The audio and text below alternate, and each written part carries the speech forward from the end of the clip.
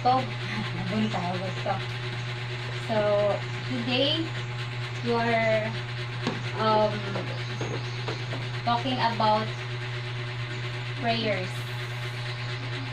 So, God, hindi no may naghatag o wisdom. So, let us help each other to understand the word. Pinagi sa iyahang hapat. So, I'm using the phone na lang.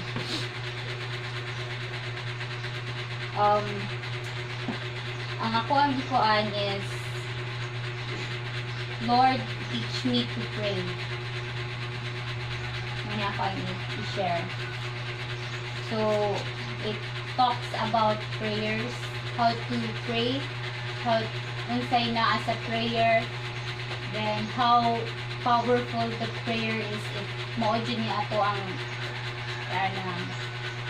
atong way gali to talk to God. So, dili siya akoan, daghan siya verse na akoan i-tackle, but then it talks also about the prayer. So, it's just a Bible study. Okay, the question is, why is it necessarily nga we must pray?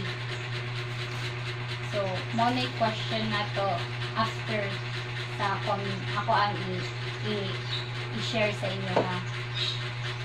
So first, there are two nature of prayers. Why we communicate nganong ang prayers is being non-communication. So first, God speaks to man through His word, and then second, man responds to God in prayer. So, mani koan kita mo storya tahig sa Ginoo through prayers. Mo ni kasagaran. So, by God, if unsay ato ang iampo, Jesus will answer through Bible. So, we must also read the Bible. So, mo ni yun nga devotionals. Hata na. So, how did Jesus pray? So, there are 5 nga gitutlo sa Biblia kung yun sa pag-ampo sa Ginoo katong nata siya diri sa kalibutan. So, one is early in the morning. So, mas nindot yun dahil kung buntag sa'yo. Like, you start your day, mas nindot mo you start your day sa pag-ampo. Okay, if you talk to God first thing in the morning, everything will follow from God. Nindot imuhang especially kung mo work ka, nindot imong work, hindi ka sa putol, yan siya. So in Mark chapter 1 verse 37, niingon dire nga kato si Jesus morning, very early in the morning, while it was still dark, Jesus got up, left the house, and went off the solemnity place where he prayed. So, mo po ni usasar ka ng classic examples. So, the second is for extended period of times. If we pray, if we talk to God, dili ra mo po pila ra ka minutes. Eh, kung ikaw bilay mag-istorya ka sa imong mga higala, mukabot magaling pila ka oras, how much more if you talk to God? So, mo-extend yun na. Muhatag yun ka of time niya to talk to Him. So, mo sa gibuhat ni Jesus. Sa Luke chapter 6 verse 12, ako nila i-discuss para makaan. One of those days, Jesus went out to the mountainside to pray and spend the night praying to God. Imagine how Jesus prayed. Tibuok gabi siya nag-pray to God. So, if His own son manggali nag-pray siya, how much kita karon nga especially karon nga naatay gi-face, recently face nga kalamidad. So we must always talk to God. Then, next is a time of great decision. So what do you mean of great decision? So if we kanang mo decide ta og dako nga butang, like sa imong future, so you must ask God sa iyang decision. Kaya siya raman jud may mo bitaw to nga kanang God, you have better plans, but God has you have a good plans, but God has a better plans for you. So, mo po ni gikoan. And then, number 4, sa Luke, sa number 4, there are tanang si Jesus na siya model on praying. Or dili si Jesus, bisag kita. Unsay ang mamahigi nga unsay sulod sa ato ang pag-ampo. What kinds of prayers? Kay dili raman sa tanang panahon magpasalamat ra ta sa Ginoo, especially moampo ra ta sa Ginoo kung may blessings. We must also pray in times po na natay problems. O kasagaran jud ay mag-ampo ra ta sa Ginoo kung nitag tabang niya. But we must also pray if we have blessings. So, I have 4 kanang kuan gi-abbreviate siya of acts. ACTS. So, the A, it means adoration. So, we must pray na pray sa tanga ning adore ta niya. Like si God manggugis ganahan siya nga i-praise siya. Ganahan siya nga i-lift iya ang name. Like, God, you are faithful, you your love never fails. Ana, mas nindot man dyan yung ana. Mas makuha na, more lambingon. Ginoo. So, sa C, we also pray for confession. Sa mga sala na to. So, ang Ginoo magod, God is a forgiver. If we pray for forgiveness sa ato ang sin, then He will forgive. Depende po kung sa desire sa imong heart. If you ask for forgiveness galing with sincere, God will give the forgiveness to you. Kung sa panagsala. Pero dili po sa ingon nga balik-balik ko sa po mo ang sala. Then, sa T, we also pray in thanksgiving. We must also pray, especially kung naatay blessing na naabot, naatay grasya na naabot. And last, supplication. Supplication. Supplication ka. Magpauksan nun. So, we must also pray Okay. na magpaubos ka ta. Kay He is our Father. So, kung sa i-ask na to sa Ginoo, bisa ikaw, kung sa i-ask mo sa maginikan na magpaubos ba ka? Okay? Magpalambing ka dapat, usa ka mo asag mo mama. So, mausad na. Kung unsay feel sa atong ginikanan kung mag-ask unsay atong i-ask niya, dapat magpaubos sa kita. So lastly, in Hebrews 7:25, gikuan sa dito nga Jesus is still praying. So, grabe jud ang unsa jud ka powerful ang prayer nato. Bisan karon, bisag ako naka sinati isang ko ka ng answers di ka ni God through prayers. Pag ampo lang dyan, if you pray, and you ask ka ng good ways, you ask ka ng bisag unsa, Then if you have kanang imo lang yung pagtuo niya, imo lang yung ihatag niya kanang decision, then God will provide.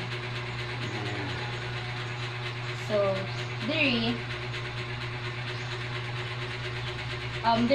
are kinds of things that we must pray about.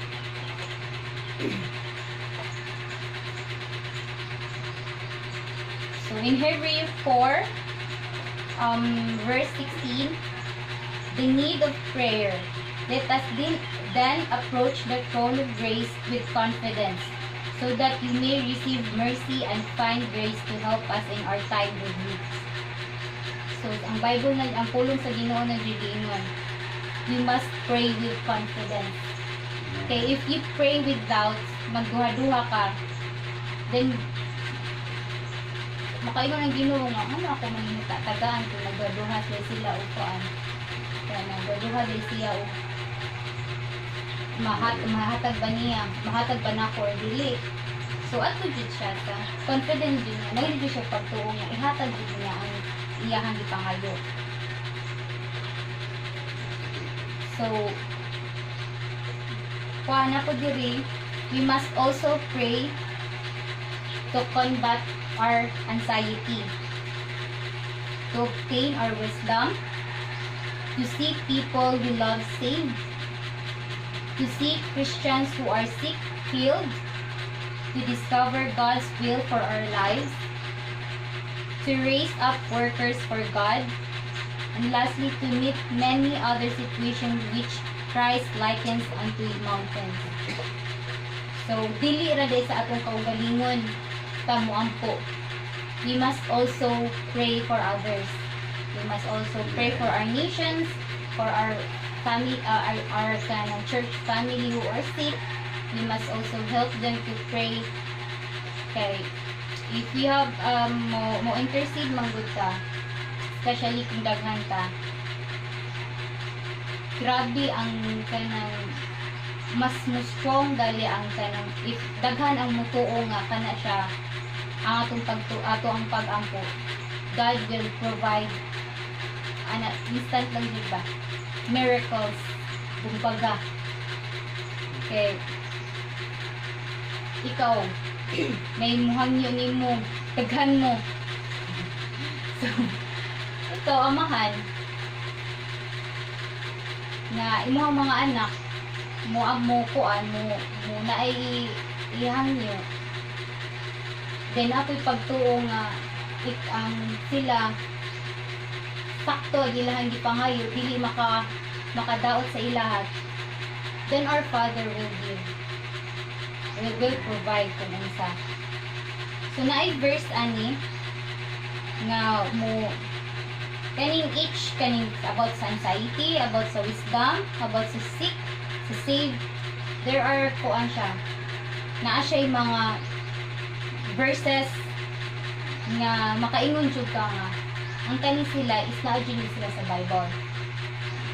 So like diri to combat anxiety to kanang imuha yung ikuan, anxiety is it's not kanang an ordinary na feelings, it's a sakit na siya.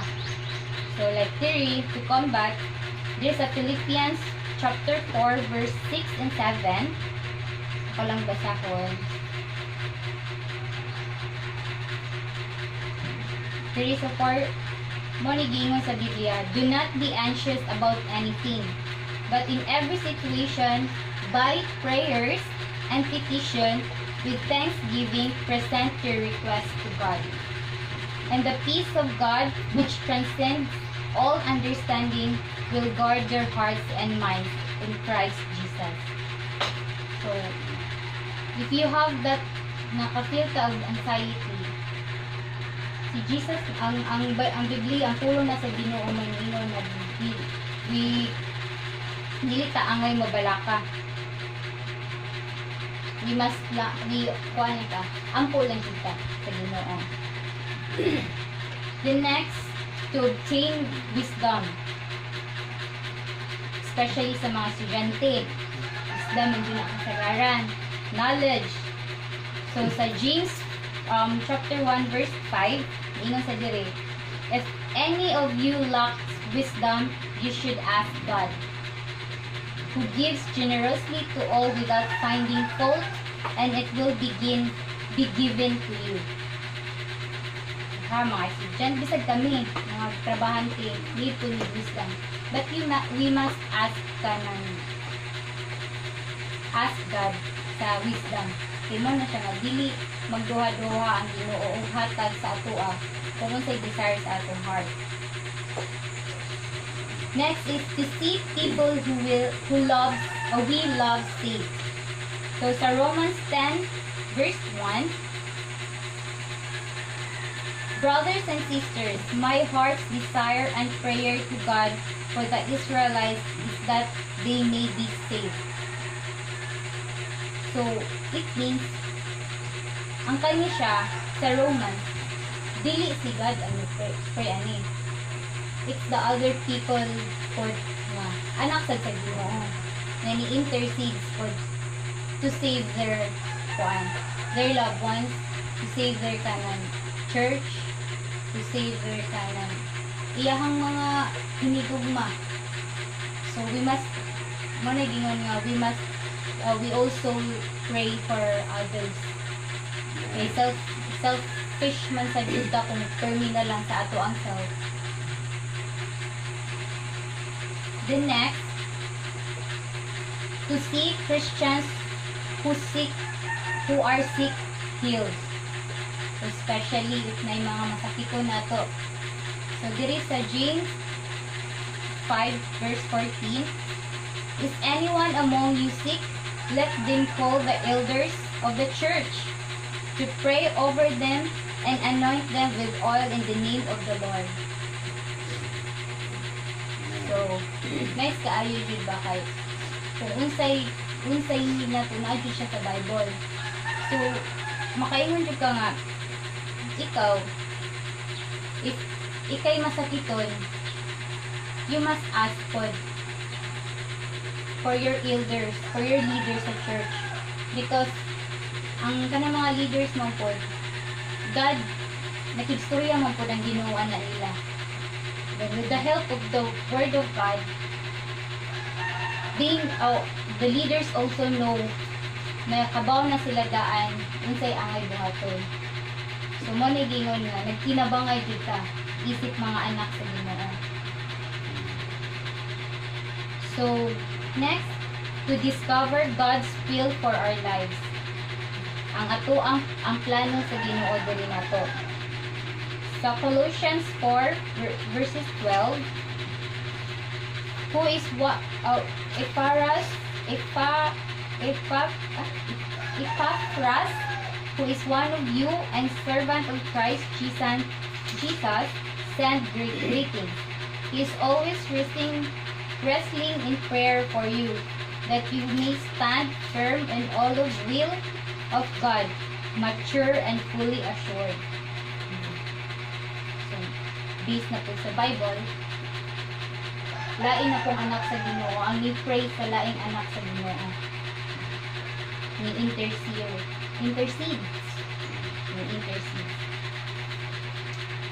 So, next, to raise up workers for God. Matthew 9:37.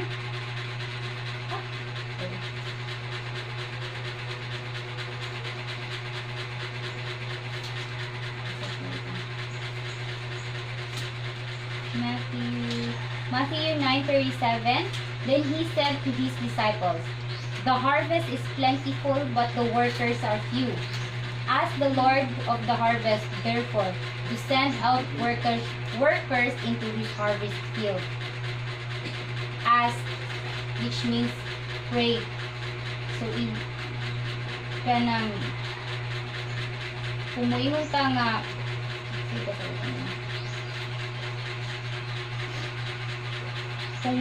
ka nga, ang harveston daghan, pero ang workers gamay ra, dili na siya kaya.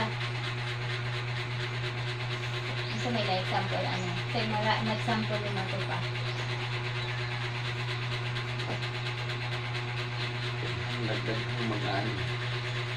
Dapat daghag mag-aali. So, Next is to meet many of situation which Jesus likens unto mountains. Matthew 17:20, nakailan ko nga. Because you have a little faith, mangiingon diri nga, dapat mo-pray ta same sa gibuhat sa Ginoo. Kay nakaingon diri nga, here, ningon diya diri nga, because if you have so little faith, truly I tell you, if you have faith as small as mustard seed, you can say to this mountain, move from here to there, and it will move. Nothing will impossible for you. So, ang pagtuo jud ay prayer uban ang pagtuo is grabe siya ka strong. Miracles will happen anytime. So, there is the last part. Nako question diri. Why does it seem that our prayers are bouncing off the ceiling? Bouncing off the ceiling, ngano, which means ngano dili siya matubag, ngano dili siya murag sa kapila na nimo siya giampo, but then wala gihapon siya natubag. Lack of faith. Yes, lack of faith. So, na ako'y 1, 2, 3, 4, 5, 6, 7, 9. 9 diri. Dali lang ang pagpag. Dali lang yun. So first, we have the relationship with God. So if we don't have relationship with God, dingon diri sa Psalm 66 verse 18, if I had cherished sin in my heart, the Lord would not have listened. So, nakay something sa imong heart, nakay wala pa di-confess sa imong heart, then God will not listen. Kaya ba mo nagingan sa previous, dali sa babaw nga, confession. Diba sa model? We must confess our sin first. Another one is iniquities. If they have iniquities in our hearts, God will not listen. The other version saying iniquities, mga kuan, kangilaran sa kinabuhi. He will not listen. Burden sa inyong heart. So, next is the right relationship with others. So, if wala ka anak, manigingon sa Matthew chapter 5 verse 23-24. Therefore, if you are offering your gift to the altar, and there remember you that your brother and sister have something against you, leave your gift there in front of the altar. First, go and be reconciled to them, and then come and offer your gift. Come to effort first.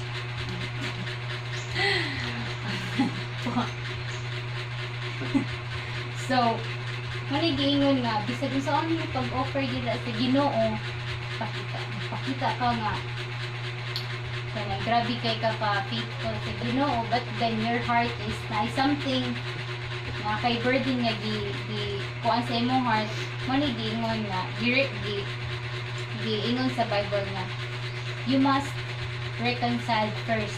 Kung kinsa man imuhan, ika iugsan, kalabutan. Pero we must also pray kay lisod baya pud sa usas para nato as tawhanon nga muduol ka sa usa ka tawo nga imong gikapungutnan. But then if you have God, if you pray God, then God give you the kanang feeling gali nga mawag kang imong kalabot. Ano siya? So next, pray as specifically as you can about the situation. So Philippians 4 verse 6, do not be anxious about anything, but in every situation, by prayer and petition, give thanks, present your request to God. Amen. Next, claim the promise of God for you personally. So which means if you claim it, it's yours. Bisa wa pa na naabot sa imuha, then if you claim it, it's yours. Ang nagingon nga makabay ko. I-claim na nimo makabay ka. Inaagi po sa pagbuhat. Because faith without work is dead comfort. So, next, praying unselfishly. So, mao ni giingon nga intercession. We must pray for those who do not know Christ. We must pray for pastors, spiritual leaders.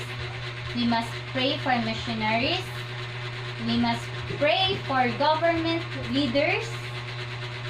Then we must pray for sick, elderly. And we must pray for those with special needs, like jobs, like schools, like mga problems sa family. And then lastly, we must pray even our enemies. Amen? So, nga na siya. Dili lang sa atong kaugalingon lang. I-focus ako ang prayers. Next, live in attitude of prayers. So, practicing the presence of Christ, we must also live in spirit for prayers. So, manigingon sa 1 Thessalonians 5:17. Kaya naka-remember ang sisa din eh. Pray without ceasing. Mag-ampot ta sa walay pagpuno. Because God wants us to support everything with spirit of prayers that allows Him to influence and control our thoughts, words, and action. The next, praying in faith that God will answer our prayers. So sa James 1, verse 6, ako lang yung diksoon. But when you ask, you must believe and no doubt, because the one who doubts is like a wave of the sea, blown and tossed by the wind. That person should not expect to receive anything from the Lord, such as a person is double-minded and unstable in all they need. So, manigingon nga, if you pray na doubtful mo nga ma-receive, then you will, hindi na lang mo mag-expect na maabot sa inyo ha. And then, asking according to God's will. If you pray, if you pray one word, but then, mo yun sa Lord, your will be done. Ibig sabihin sa na ito pag-ampo, pero ang Ginoo dili itugot ana, wala kita. Maunang kita, musalig sa Ginoo kung unsay plano sa Ginoo nato. Dili sa James 1:6 sa James 4 verse 3, when you ask, you do not receive because you ask with wrong motives, that you may spend what you get in your pleasure. So, usa sa ni sa rason nga nang mo-bounce, nga nang dili itugot sa Ginoo ang pag-ampo nimo tungod sa wrong motives nimo. Tungod sa dili harmful nimo ba maka-cause sa imong og dautan. Then lastly, sometimes the answer is no. So, usa sad nga nang mo-bounce atong prayers diya sa Ginoo. Kay dili siya itugot sa Ginoo. Manigingon that maybe it may cost you na in the future na dili siya cause good sa imuha, then God will not provide your prayers. So we need to pray in submission to God's will. acceptance without bitterness. So, if dili gali itugod ko sa Ginoo ang imong pagampo, dili sad pud ka mo giubos. Because God has ang best manggod nga plano diri ka nato is ang plano sa Ginoo. So we must have faith, we must believe our God kung sa iyang ihatag nato in the future. Isang sakit man, but then ang kanang kasakit na imong ma-feel ana in the future maka-realize ka nga mao di ay wala wa ko niya itubuti ani nga gamay ra nga akong gias kinaade siya plano sa ako ang future ng dako na mas maka-overwhelm sa ako ang prayers sa una. So maniging na grabe ang atong prayers kung kani siya ato gali i-daily nga to. Like simple ra kayo nga prayers. But then if you have heart na desire sa imong heart na kana nga prayers is makakos siya og good, then God will provide. Then God will give kung what's better. Bisan gali kana ra imuhang giampo but ang Ginoo moingon nga dili ni mas naay mas better nga ihatag na ko niya, then God will give it. But then you must be sensitive sad po kung unsa iya ihatag. Kaya naman po uban nga murag dili gali ka recognize sa kanan, malimot sila sa giampo kay usahay man gud ang ampo nato like last year nga ampo ihatag sa Ginoo karon nga year. So mo na gingon nga kung unsa ato ma-receive karon nga blessing nga grasya, bisag nakalimutan nga mo di giampo nato last year, we must thank God. Jud po mo sa inaan nato karon. So the Father Zizo, anong may connect niya? Father? Yeah, it's good to talk about prayer because the world, all Christians are needing prayer. And one thing that we should do while we are praying is to have faith in God. That's all. Because we cannot say yet the things that we are praying for, but we need to have faith in God. So let's worship the Lord by His goodness and the word that the Lord is given to us.